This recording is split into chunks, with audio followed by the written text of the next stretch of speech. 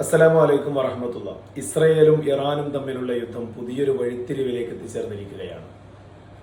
ഖത്തറിലും ബഹ്റൈനിലുമുള്ള US സ്ഥാപനങ്ങൾക്കെതിരെ വളരെ ശക്തമായ ആക്രമണത്തിനാണ് Iran കൂട്ടുകൂട്ടുന്നത്. ഇന്ന് ഖത്തറിനെ ആക്രമിച്ചു കഴിഞ്ഞു. ഇതൊരു വിശാലമായ യുദ്ധത്തിലേക്ക് വഴിമാറുകയാണ്.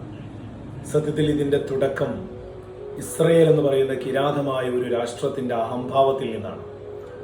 നിരാലംബരായ 10,000-കണക്കിന് മനുഷ്യരെ കൊന്നുതീർന്ന് അവരുടെ രക്തങ്ങൾക്ക് മുകളിൽ ആനന്ദ നൃത്തം ചവിട്ടിയതിന് ശേഷം പുതിയൊരു രാജ്യത്തേക്ക് അതിൻ്റെ സ്വതന്ത്ര പരമാധികാര വ്യോമാതിർത്തി ലംഘിച്ചുകൊണ്ട് നിരന്തരമായി ആക്രമണം നടത്തിയതിൻ്റെ ഫലമായി പിന്നീട് ഇറാൻ തിരിച്ചടിക്കുന്നതിനനുസരിച്ച് അമേരിക്കയെ സഹായത്തിന് വിളിക്കേണ്ടി വന്നു. ഡൊണാൾഡ് ട്രംപിന്റെ അമേരിക്ക നേരെ ആക്രമണം നടത്തിയതിന്റെ ഫലമായി വീണ്ടും ഈ യുദ്ധം ഒന്ന് വിശാലമാവുകയാണ്. യുദ്ധം ഒരിക്കലും സമാധാനത്തിന്റെ വാക്താവായി വരുന്നതല്ല, ആക്രമണത്തിന്റെയും അനീതിയുടെയും സാധാരണക്കാരായ മനുഷ്യരുടെ ജീവനൊരു വില പോലും കൽപ്പിക്കാത്ത അവസ്ഥയിലേക്ക് യുദ്ധം മാറും.